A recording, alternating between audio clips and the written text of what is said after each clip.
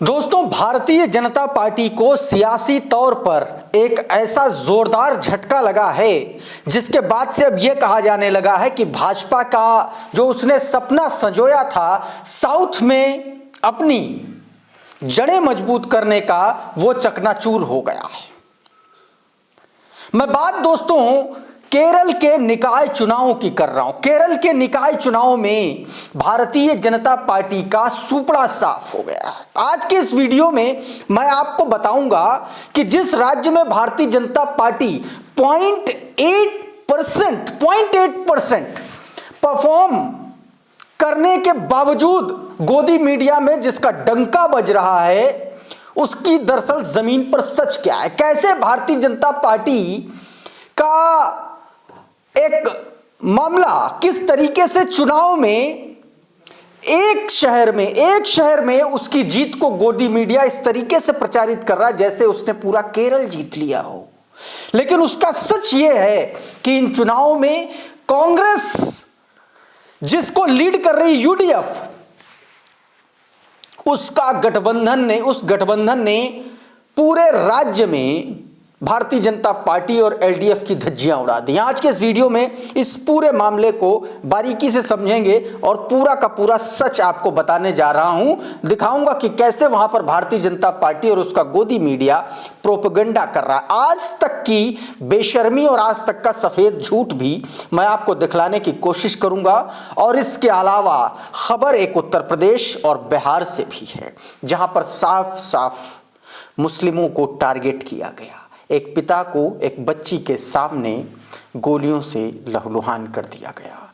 बिहार में किस तरीके से एक शख्स को धर्म पूछकर पीट कर मौत के घाट उतार दिया गया।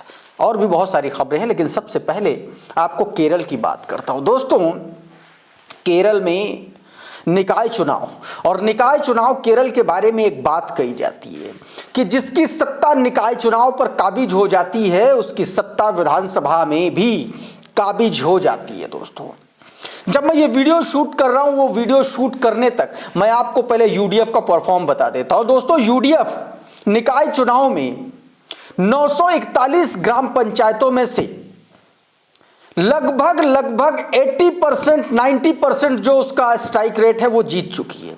अगर ब्लॉक्स की बात करें तो वहां भी लगभग 79-80 से एबव नंबर्स बताया जा रहा है।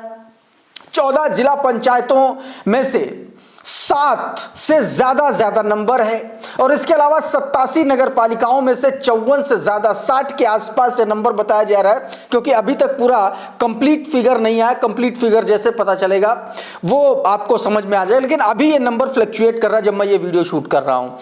और इसके अलावा 6 नगर निगमों में से 4 में अपना दबदबा बना लिया है, जबकि एक नगर निगम जिसको गोदी मीडिया ऐसे प्रचारित कर रहा है जैसे भारतीय जनता पार्टी ने पूरा केरल जीत लिया, जैसे भारतीय जनता पार्टी ने सबको पूरी तरीके से नेस्तनाबूद कर दिया। दरअसल तिरुवनंतपुरम जो राजधानी भी है, वहां पर भारतीय जनता पार्टी ने, तिरुवनंतपुरम के एनडीए ने 101 में से 50 वार्ड जीते हैं, और जबकि एलडीएफ 29 में से 19 वार्ड जीता है।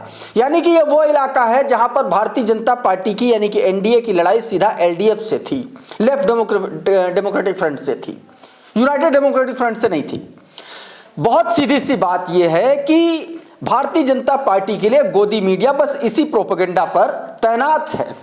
हालांकि भारतीय जनता पार्टी का यह प्रोपेगेंडा काम आया नहीं। सबसे पहले आपको कुछ मैं तस्वीरें दिखा जाता हूं। ये तस्वीरें देखिए, ये यूडीएफ के जीत की वो तस्वीरें हैं। साफ तौर पर इसमें पता चल रहा है कि किस तरीके से कांग्रेस पार्टी ने वहां पर जीत दर्ज की है। लगातार कांग्रेस पार्टी के नारे लग रहे हैं। संदीप खासा लिख रहे हैं कि केरल में कांग्रेस की जोरदार आंधी। स्थानीय निकाय चुनाव में कांग्रेस नेतृत्व वाले यूडीएफ ने पूरे केरल में शानदार बढ़त बनाई। त्रिशूर और एर्नाकुलम जैसे अहम इलाकों में कांग्रेस की दमदार वापसी हुई है। एलडीएफ को कोल्लम नगर निगम में बड़ी हार मिली, जबकि एनडीए का प्रदर्शन बेहद कमजोर रहा है। केरल की जनता ने एक बार फिर से कांग्रेस पर भरोसा जताया है। अजय झा ने भी एक वीडियो जारी किया, पत्रकार हैं, जरा ये वीडियो देखिए। ये वही वीडियो है, ये शुरुआती रुझानों के हिसाब से बता रहे हैं कि शुरुआती रुझानों के मुताबिक यूडीएफ केरला लोकल बॉडी में ऐतिहासिक जीत की तरफ आगे बढ़ रहा है। 6 म्युनिसिपल कॉर्पोरेशन में से 6 में यूडीएफ जीत रहा है, जबकि कोच्चि और त्रिशूर में, जिसमें कोच्चि और त्रिशूर भी शामिल है।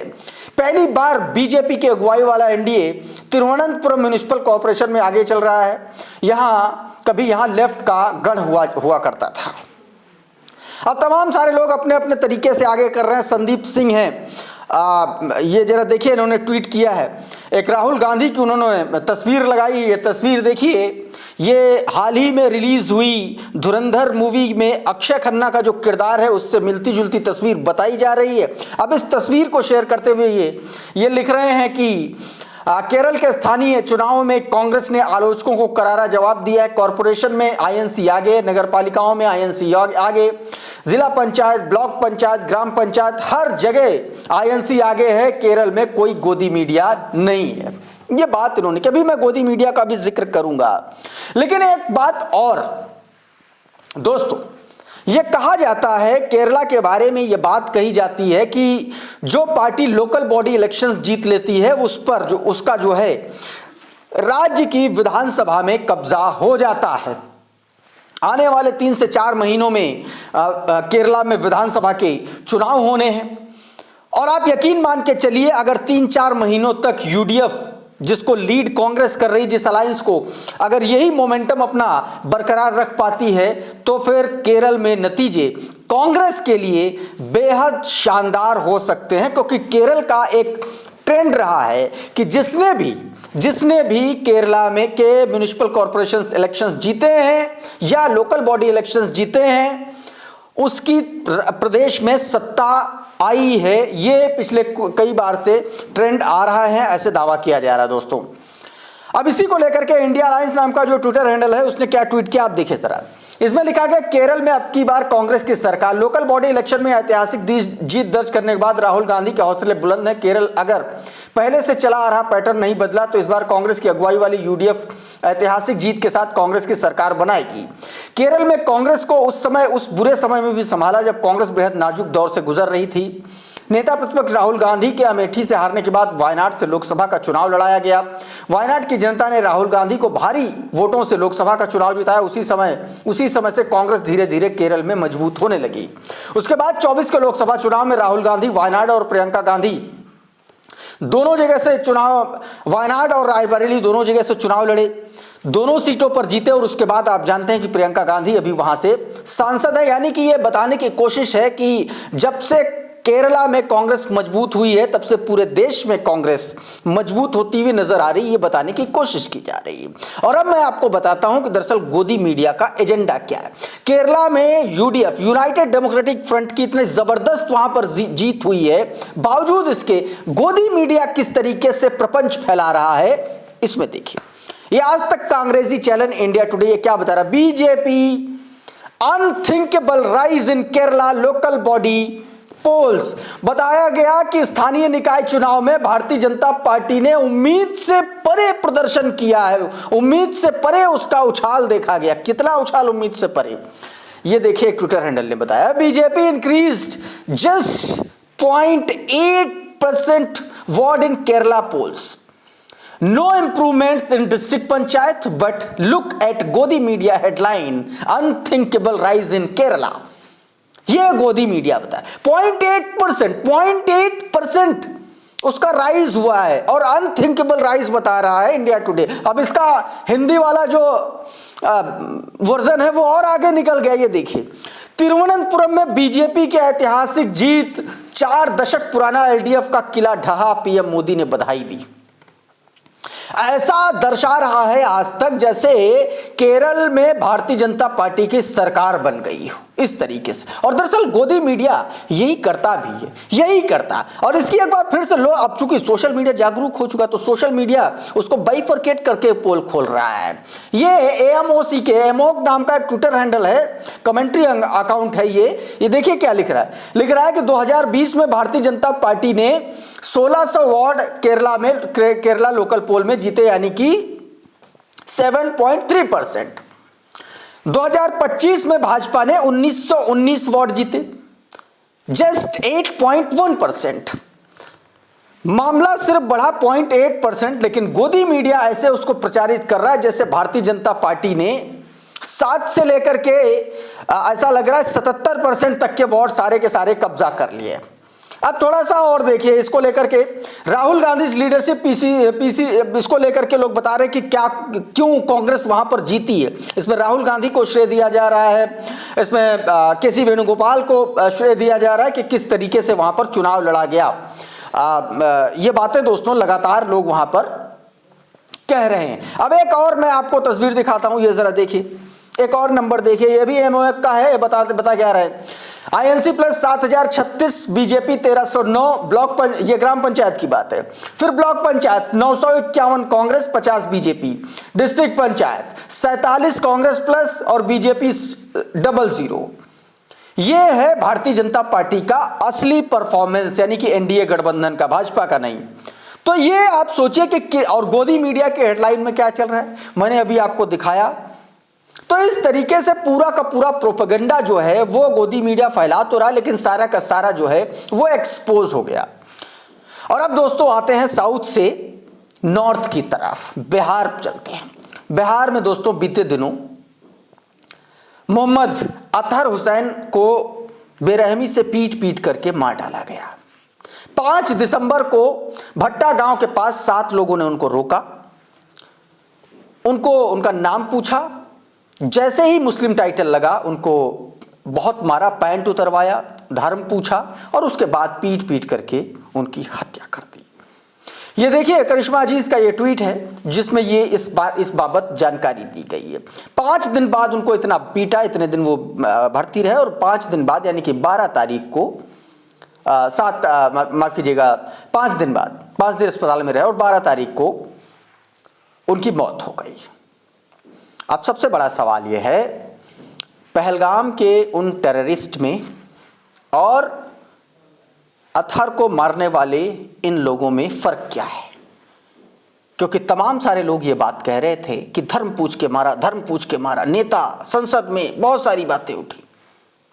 इसको भारतीय जनता पार्टी कैसे जस्टिफाई करेगी? वहां पर भाजपा की सरकार है, जेडीयू की सरकार है, गठबंधन की सरकार है। क्या ये टेररिज्म एक्ट, टेररिस्ट एक्ट नहीं है? क्या इस तरीके से मारने वाले लोगों को आतंकवादी नहीं कहा जाएगा क्या? और वो तो बात की दूर है, अभी इन पर क्या एक्शन हुआ है? क्या इनको फांसी होगी? ये सबसे बड़ा सवाल है दोस्तों। एक और तस्वीर दिखाता हूं जरा, ये देखिए। इस खबर की पुष्टि द लाइव टीवी नहीं कर रहा, लेकिन इस तरीके की चर्चाएं, खबरें जो है ये चल रही हैं। देखिए, उत्तर प्रदेश में गाय काटकर दंगे कराने की साजिश करते हुए पकड़ा गया बजरंग दल का जिलाध्यक्ष। ये बात दोस्तों कही गई है इस खबर में।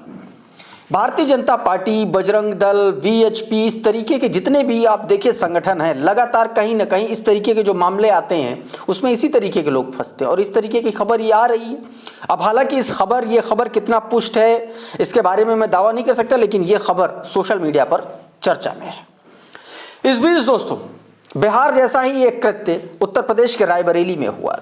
रायबरेली में एक पिता अपनी बेटी के साथ आ रहा था, रास्ते में बदमाशों ने रोका और घेर करके उनकी हत्या कर दी। जरा ये ट्वीट देखिए क्या बताया गया। मौलवी के सीने पर बैठकर सिर में मारी गोलियां, मदद को चीखती रही बेटी। ये हो रहा है उत्तर प्रदेश में।